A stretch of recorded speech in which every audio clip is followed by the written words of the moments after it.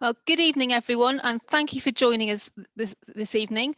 This is the session on finding employment, specially designed for those who are currently on a level 3 course.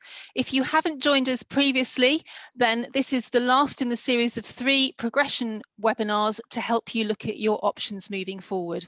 So 2 weeks ago, there was the session on applying to university. Last week, we had a session on degree apprenticeships and apprenticeships, and this week it's to fill in the gaps around finding employment if that's what you want to do after your level 3 course. As part of the session this evening, we'll be covering what we mean by employment for college leavers. We'll be looking a little bit at what COVID-19 is doing to the job market, so a little bit of statistics. We'll then cover when, where and how you should start looking for vacancies if that's what you're looking for work. We have our panel, so we have some questions that we have prepared to go to our panel, covering issues that we think are generally of interest.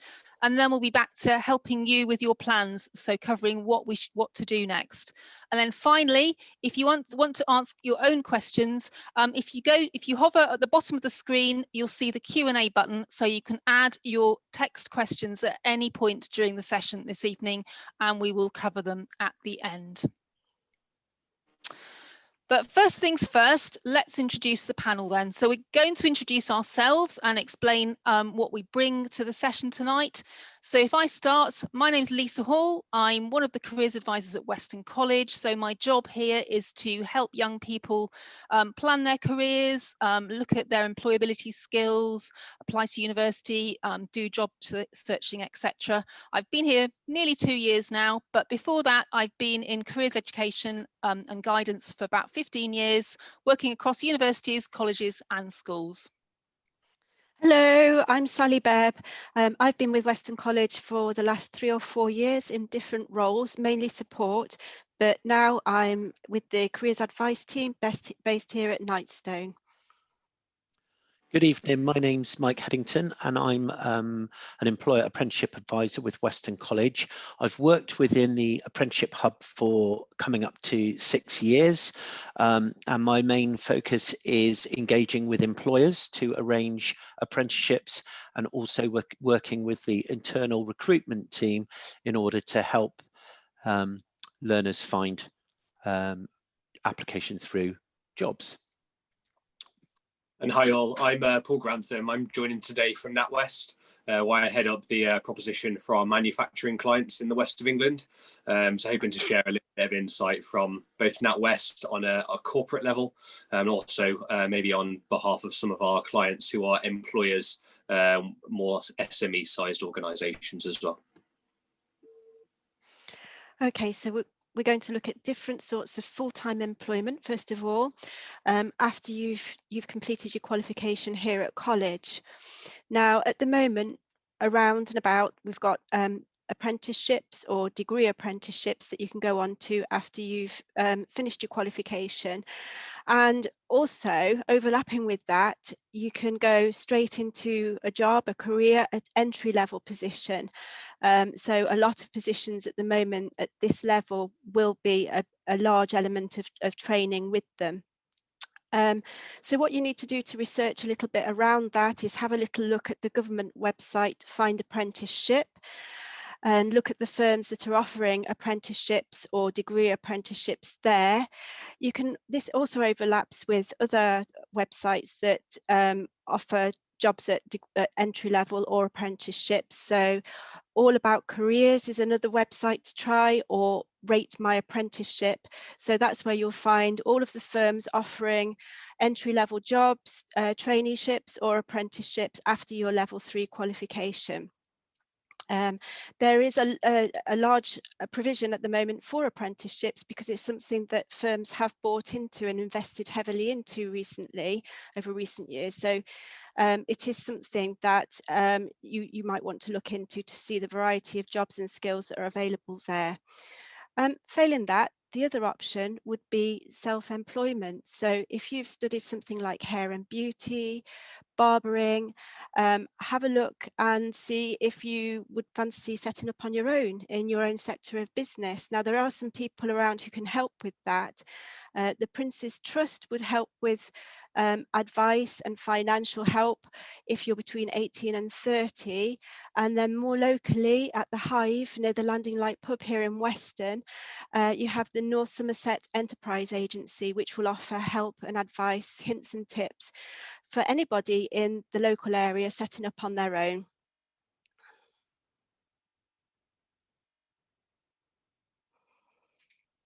So just to get us started, a little bit of information about what COVID-19 is doing to the job market. So I don't want to bore you with too many statistics, but this is just to set the scene a little bit to help us later on this evening. So the data on this slide is taken from the Office for National Statistics. On the left-hand side of the screen, there's a bar chart showing what different sectors were doing this time last year, well, September last year, and then compared with September this year. And if you look closely, and I'm not expecting you to look in detail, but you'll see that every single sector is affected to a greater or lesser extent. Of course, some are affected more than others. So the ones that have really taken a hit are travel, so anything to do with the airlines, basically. Tourism has been hit as well, and to an extent retail. If you think of any of the industries that have been shut down during the first and second lockdown, then obviously the unemployment is going to be rising in those sectors right now. If you look over onto the right, then I've put up the data for the unemployment for Q3 for last year and for Q3 for this year, just to give you an indication of what's happening. So if you look at unemployment across the age ranges, then obviously it's slightly higher this year compared to last year at the end of September. So it's gone from 3.8% to 4.8%. So not a massive increase. As always, young people do seem to suffer more when there's disruption in the job market. So it has gone from 11.9% to 14.6% for those in the 16 to 24 brackets. And it is expected to rise more, sadly. But on the other hand, if you look at the flip side, okay, it has gone up to 14.6%. But if you think positively, that means for those who in that age group who want to be in work, actually 85% are. So that's good. If you look at the graph below, that just gives you an indication of what the job vacancies have been doing over the last 20 years. You will see that if you look along the chart, you'll see they were pretty much at the highest peak level just before the pandemic hit. And then there was a massive slump with the first lockdown. So the vacancies fell to about 50% of where they were. And then they started to come back up over the summer when things opened up again.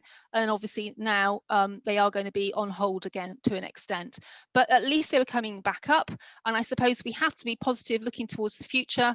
There have been some good things happening over the last week. So we know that potentially a vaccine's on the horizon. There's the option for high throughput testing. Let's hope that this current lockdown helps to bring the cases back under control. We will have to wait for whatever the government can put in place to mitigate the effects. So at the moment we have furlough and other schemes. So we'll have to wait and see what comes next year. So just to help you think through what you should be doing right now. So in terms of when should you start looking, that very much depends on the type of employer that you're looking at. So if you're going for a large organisation, then so I don't know, like the likes of PwC or the NHS, then they may well be recruiting annually. So you need to be potentially looking now because vacancies could be advertised now.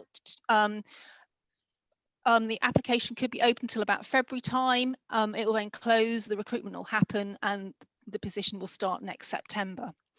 Smaller companies obviously just recruit as they need people. So for that, you do need to keep an eye on the market when you want to join the market with about a 3-month lead time. So for smaller company vacancies, you would be looking at the job market from about February time onwards. So where might you find the vacancies? Obviously, that's something you need to look into. There are so many different job sites. So I would recommend you that you find about 5 that you like, because what you want to do is not miss any vacancies, because it is going to be a challenging job market out there. So it's job sites, but beyond that, it is usually using social media, because lots of companies will be putting potential vacancies out on Facebook or Twitter.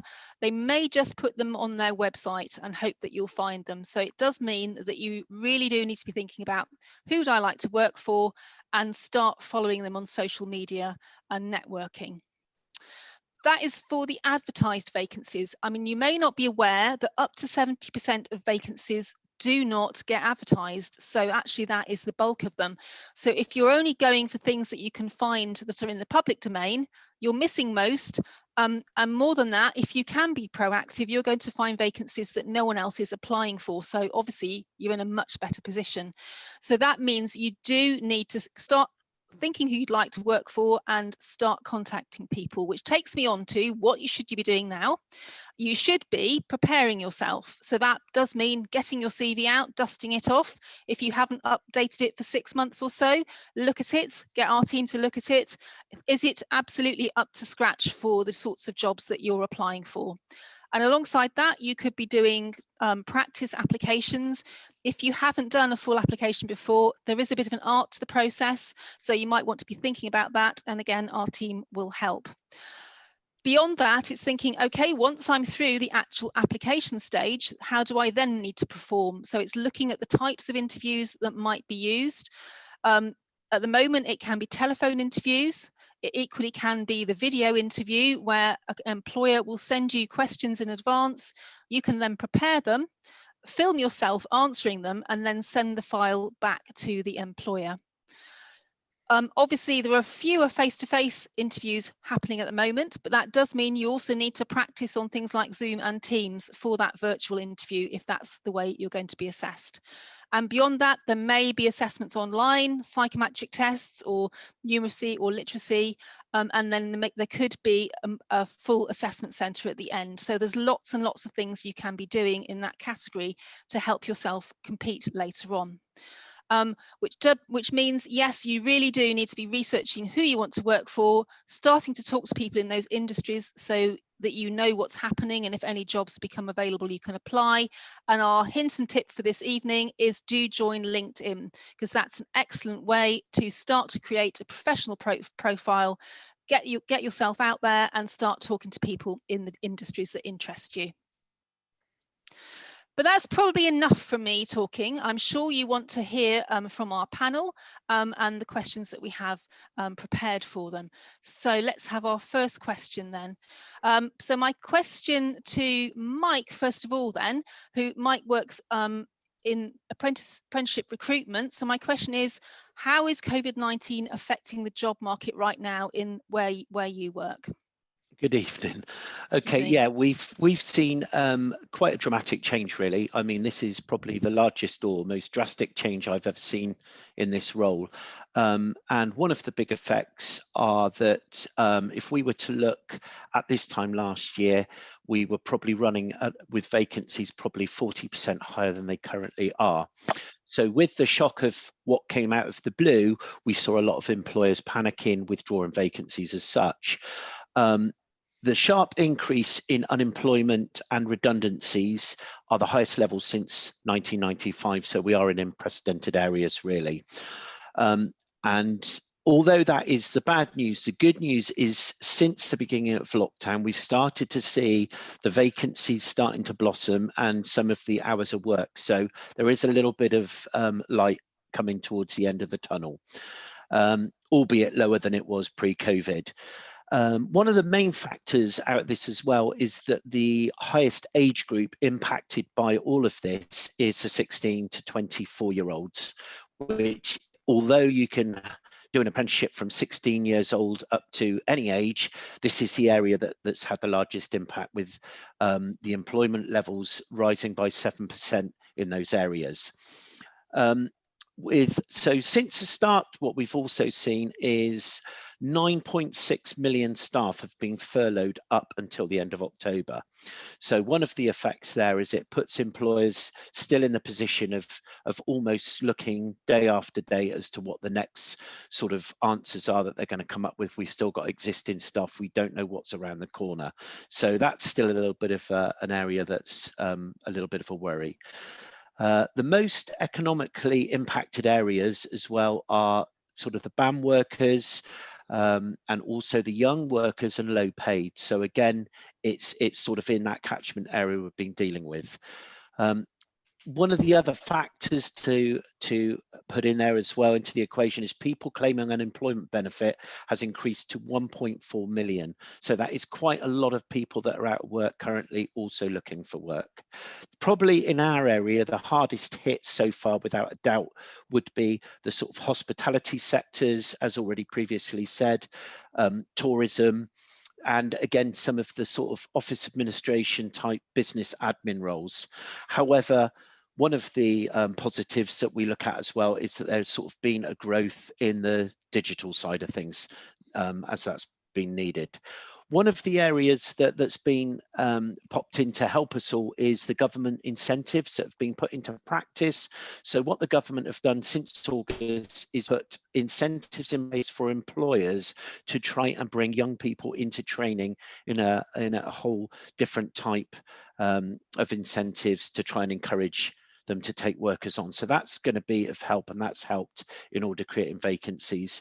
And also just to say that these companies that pay a levy that can only be spent against apprenticeships, they're still paying that levy. So those companies are still encouraged to put some money into looking at vacancies and upskilling.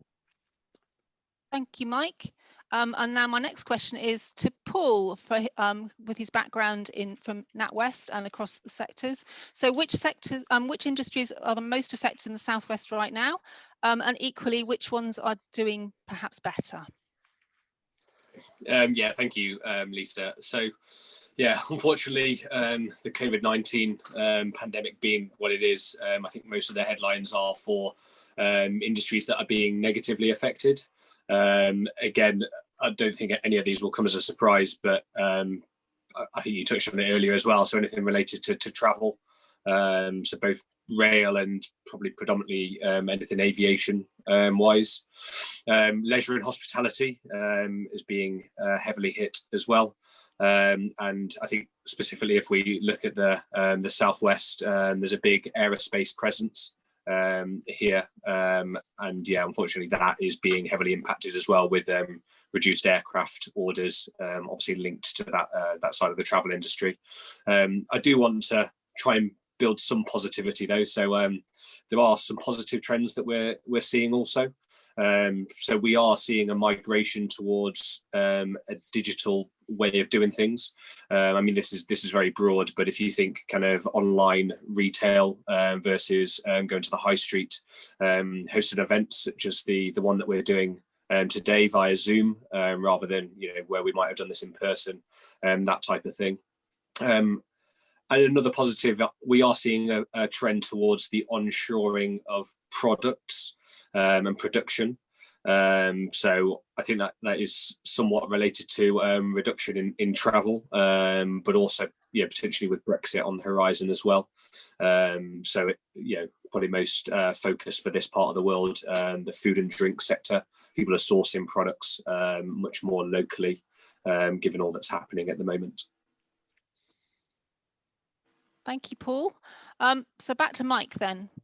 So with your work with apprenticeships, have you seen changes in the recruitment patterns by the employers that you work with? Yes, I would say that the biggest change is the ways that companies are beginning to hire staff fundamentally. It's almost like a different candidate pool now. The first change in companies, I would say, is the way that they're reviewing their strategies geographically. Because of things like social distancing, they are reviewing how they are going about getting their customers or getting their vacancies, I would guess, or looking for their learners in the search patterns. I've also seen that some of the areas that have benefited in there at the moment are gig workers, so freelance contractors. They may be in there getting a sort of opportunity at the moment because they seem to be bridging the gap for furloughed staff. Many companies have seemed to have put their permanent roles on hold at this moment in time. One of the biggest difference I would say is a complete difference in the interview process. The new process, I think, as was mentioned earlier, is becoming the norm, is Teams and Zoom, whereas face-to-face has almost become non-existent. So that's a big difference in change from what we had last year. Companies have different cultures and attitudes, and how a company adapts its interview process is a clue to its culture. And what I mean by that is some will be giving sort of virtual tours around their business, etc. So you're not getting that face-to-face feel, and vice versa, they're not getting that face-to-face feel from the interviewee. I would say that the most companies have never had home workers. So again, that's a huge change for some of the employers, down to the fact that they are now having to put a different big trust into the workers, and in turn workers will need to be self-motivated, disciplined and self-sufficient in new skills. And I would lastly say on that embracing the new way of working, changing regular habits in behavior, and just embracing change, that is going to be the way forward. The new ways of working, there's going to be new technologies emerging, and I think that the recruitment landscape is going to look very different than it previously ever has. Thank you, Mike. It's really interesting to hear about that, those cultural changes between companies. So my next question is back to Paul. What do you think employers are looking for right now in the middle of a pandemic in their future employees? Is it different to what they would normally be looking for? I think there is a slight difference. Yeah, I think for those that are looking for employees, those that are recruiting at the moment, I think they're thinking with a much longer term mindset. I see less focus on specific skills or areas of experience, but much more focus on those with that would show strong potential, the ability to learn, and most importantly, a good cultural fit for the organisation. Someone that will be an asset to that organisation for a number of years' time. I think with the for those of you that are listening to this this session, I think that's especially important. I think the other bit, just to echo, I think it's come up in a few other points that have been made so far, but those digital skills as well are definitely attractive to employers at the moment. And I would encourage people to think perhaps outside the box in that as to what classes as a digital skill. The number of business owners or managers that don't have any kind of experience with social media or those types of areas, which means that the business doesn't have that as a function. If that's something that you can bring to an organisation, that's instantly value that you can provide. Great, thank you. So yes, it's very much about digital skills then. Right, back to Mike then. So what advice would you give to someone job hunting in this pandemic? I think there's probably 2 or 3 main points there. Firstly, I would say job platforms is spreading your net far and wide. There are huge areas now where you can look for work in, and again, probably reiterating what Paul said, outside of the box thinking. So for example, if you go onto some company websites, you will see that they have features on there. If you would like a career, please apply. So again, going back to they're not these obviously these vacancies aren't in the straightforward places they were before. So go to places like Indeed. I would certainly recommend LinkedIn. That has a huge network of people that can help you in those areas. So think about spreading your net far and wide.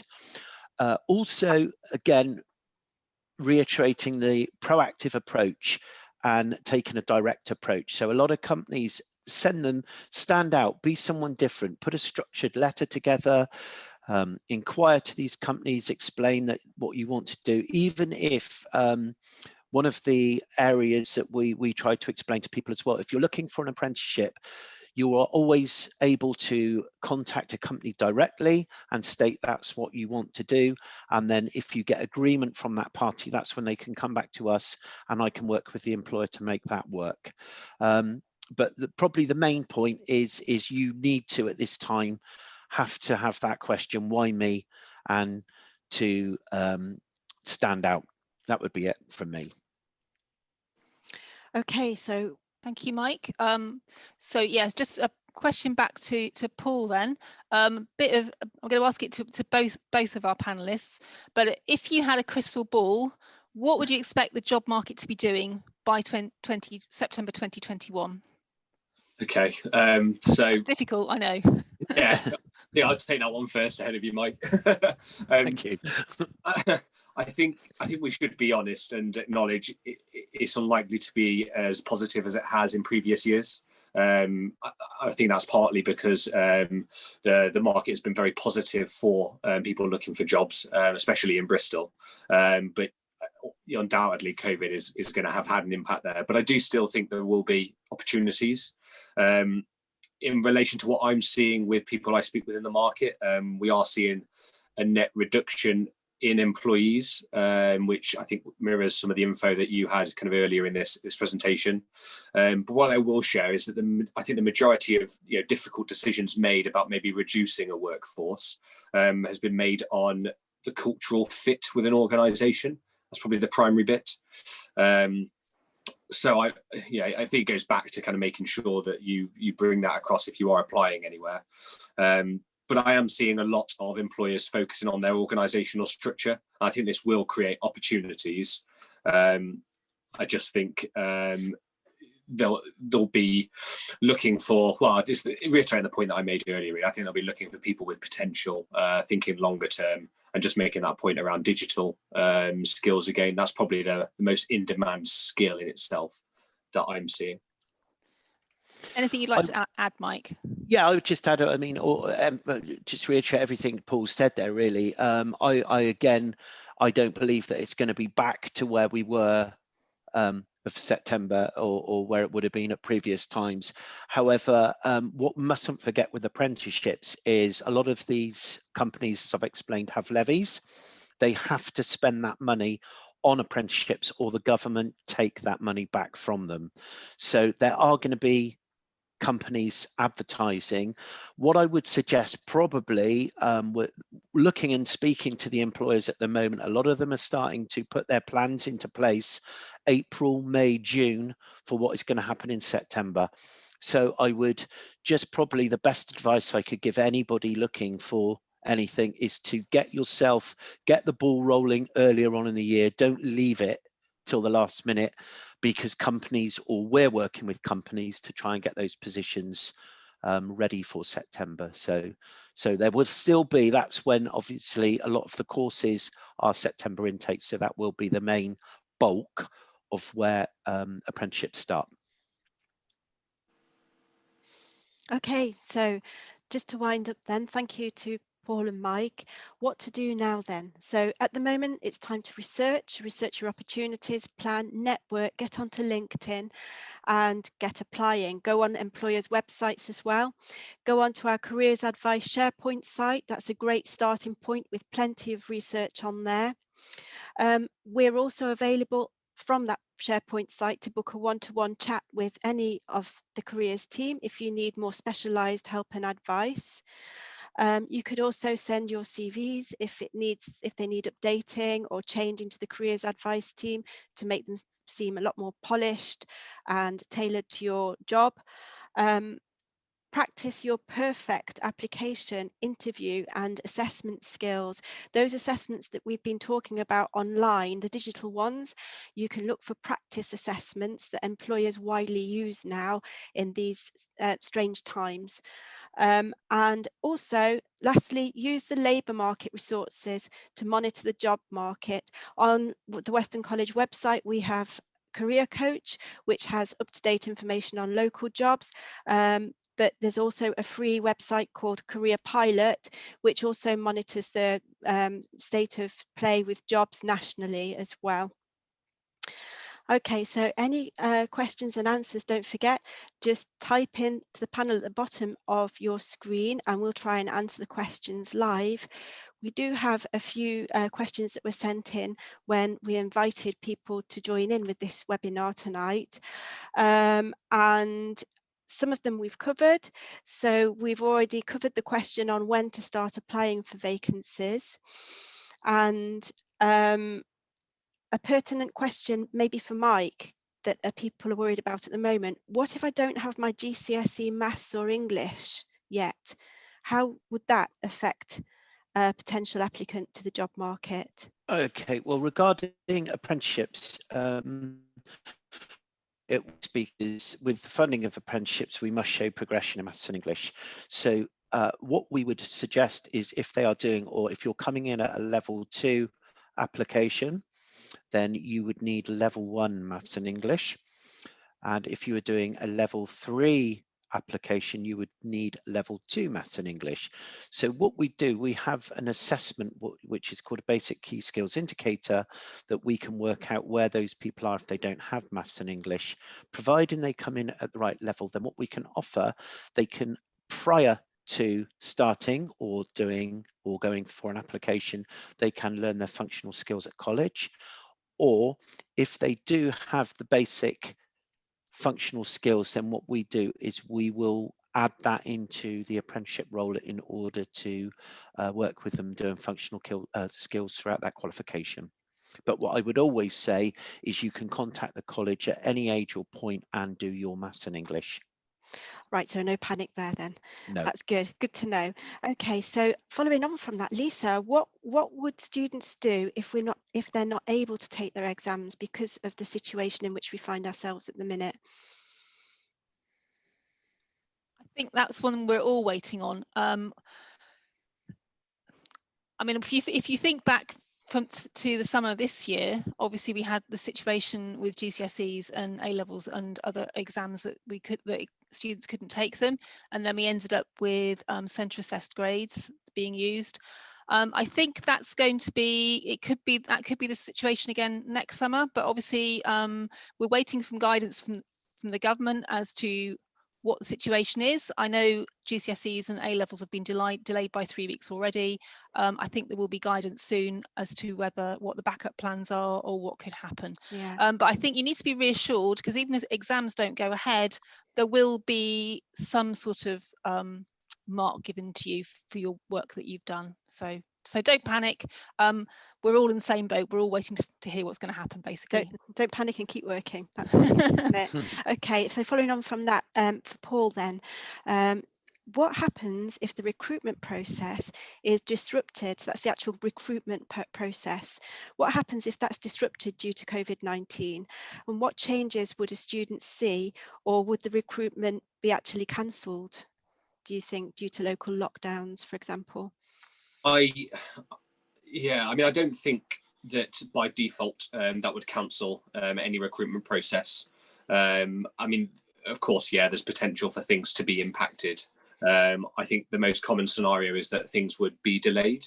But if I look at it from the employer's perspective, any changes with all that's going on could potentially form them to change their mind about what they want to do. I think what I would say is remain positive if that should happen. I would say the majority of kind of recruitment processes would continue. They would just pick up again afterwards. I'd say actually it'd probably reflect well on yourself actually as a candidate if you try to maintain a dialogue where possible as well with the recruiter, and reassure them that you are still very interested in working for them, and that would probably play in your favour. There's nothing at all wrong with that. Yeah, stay in touch. It's that networking again, isn't it? Okay, so one for Lisa. Is it acceptable to ask employers for details of what the interview is going to entail? Absolutely. This can be one of the hidden tests, actually, particularly at the moment if you're feeling quite nervous about, if perhaps you've got through the application stage and that you know you're going to have an interview. Yes, absolutely, you can ask employers what the programme is going to be.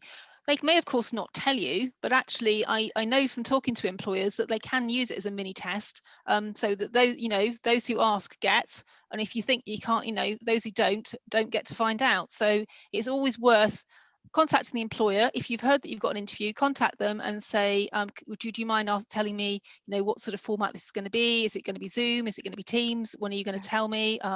What do I need? Is there anything I need to do in preparation? So yes, it's back to that network. Talk to people, find out. Being proactive, isn't it? Yeah. One here that actually I can answer. How about if you have special needs? So if a person, for example, is dyslexic, would employers take the disability into consideration? As normally at college, students could normally have extra time in exams. Well, absolutely, you should tell the employer if you have any need like that and you need extra time, or you need anything in place like a screen filter or a text reader, just to give you the best possible chances of going forward with that interview. It's a very competitive time, so any extra help that you can get, if you need help, you again need to be proactive about, and you need to ask your employer to put those things in place. I've got one more question that came in. I don't have tech at home or a quiet space to do a virtual interview. What should I do, Lisa? Right, so yes, this is a really important thing, because obviously you should prepare for a virtual interview just as much as a face-to-face one. So you do need to be thinking, where can I do this? So if you haven't got the tech at home or a space at home, then do get in contact with our team. We'll see if we can find you somewhere in college at the right time to help you with that. Okay, and thanks, Lisa. A question's just come in from Eva. So any tips at all from Paul, because you're best placed to answer this, to excel in an interview? Anything quickly off the top of your head that would be good to show in an interview or interview process? Absolutely, yeah. So I'm sure heading into an interview process, you will have researched the organisation, and you will have an idea of why you want to work there. I would do your very best to show one, that you've researched and that you're confident that you'll be a good fit for the organisation. They'll be a good fit for you, and as well, just try and get across. If you think that every employer is looking to add value to their organisation by recruiting you, this is your opportunity to really show how you can add value to them and what they're looking to achieve. Yeah, that's great. That's great. So thanks for your input, Paul and Mike. We're going to wrap it up now. I think we've got through all of the questions, but if you do have a question that we haven't covered and you've not typed it in the panel, here are our contact details. So we've got careers advice at weston.ac.uk. That's for the careers advice team. That's Lisa, myself and Jasmine. Or if you'd like to get in touch with the apprenticeship team that Mike belongs to, that's apprenticeships at weston.ac.uk. Our number is 01934 411 415 or 411 682. Or you can just find resources on our SharePoint site, the Careers Advice SharePoint site, which you can get to by following this link or just looking at the Careers Advice tab on the Weston College website. Thank you for joining us tonight and have a good evening.